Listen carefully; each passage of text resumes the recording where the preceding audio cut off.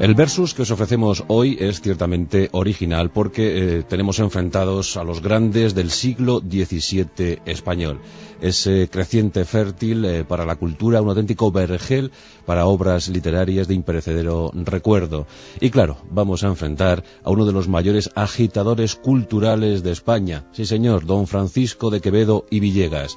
Nacido en Madrid en septiembre de 1580, justo cuando se fusionaban España y Portugal en un único reino bajo el cetro de Felipe II. Francisco de Quevedo nació en Madrid, pero sus padres eran de origen cántabro.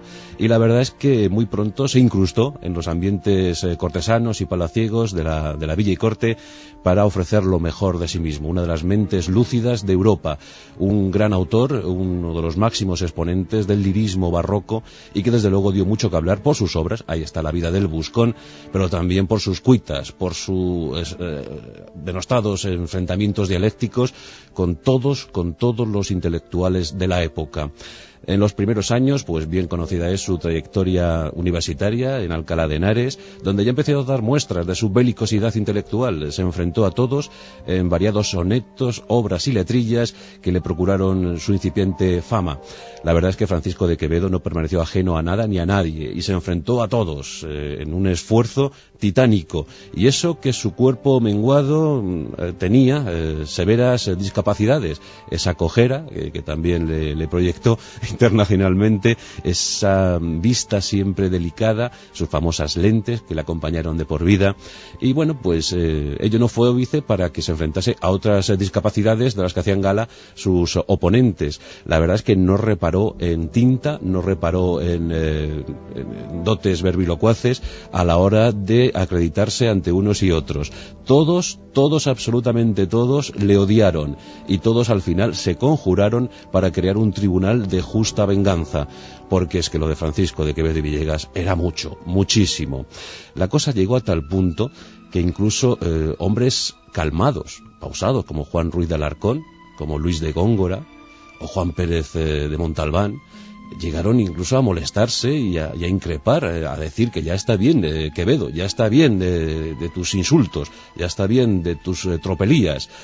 Qué cosas, pero Francisco de Quevedo seguía divertido porque la verdad es que él se lo pasaba muy bien a costa de sus enemigos, incluso la propia reina. En 1601, ya con Felipe III, viajó en esa corte española, viajó a Valladolid, a la flamante capital del reino, donde siguió aumentando su prestigio social y sus conocimientos gracias a un ahondamiento en la teología de la época y a ser políglota consumado. Manejaba perfectamente el latín, el hebreo, el francés, el italiano, Francisco de Quevedo y Villegas. Pero al fin sus enemigos, sus adversarios, se reunieron en un simbólico tribunal, ya digo, de justa venganza. Y tras algunas deliberaciones, llegaron a la siguiente conclusión. Don Francisco de Quevedo y Villegas es declarado en este tribunal maestro de errores, doctor en desvergüenzas, licenciado en bufonerías, bachiller en suciedades, catedrático de vicios y sobre todo es declarado protodiablo entre los hombres. Como os podéis suponer, esto a Francisco de Quevedo pues no le sentó ni bien ni mal, incluso le estimuló para afilar aún más su pluma y lanzar dardos envenenados contra el enemigo.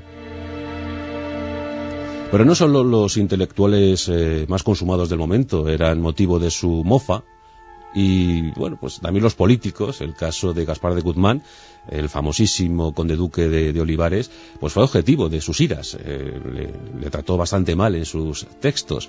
La cosa llegó a tal punto que Pacheco de Narváez le llegó a denunciar ante la Santísima Inquisición. Tremendo lo de Francisco de Quevedo. Fijaos que el conde de Villamediana, en un acceso de rabia, dijo de él, exclamó, pensando en Quevedo, «Es una desigualísima bestia». Todos le criticaron, pero en el fondo todos, absolutamente todos, se tenían que plegar ante el alarde intelectual esgrimido por Quevedo. Sí, le odiaron, pero también le admiraron, le quisieron y de forma secreta le declararon imprescindible en aquel siglo de luces, en aquel siglo de oro para las bellas artes, para la intelectualidad hispana. Quevedo falleció en Villanueva de los Infantes, acreditado está ya, gracias a los estudios, los últimos estudios científicos, en Villanueva de los Infantes, digo, en Ciudad Real.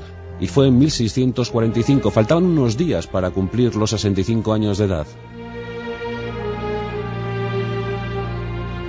Su recuerdo permanece inamovible y desde luego constituye uno de los máximos ejemplos de la cultura española en aquellos siglos tan imprescindibles, tan importantes para la universalidad de España. Francisco de Quevedo y Villegas, sus lentes, su cojera, su verbo acerado. Se nos antoja esencial y desde aquí recomendamos la lectura obligada de sus obras, preferentemente La vida del buscón. En el fondo era un buscón. ¿Qué buscaba? Eso ya es otra cosa.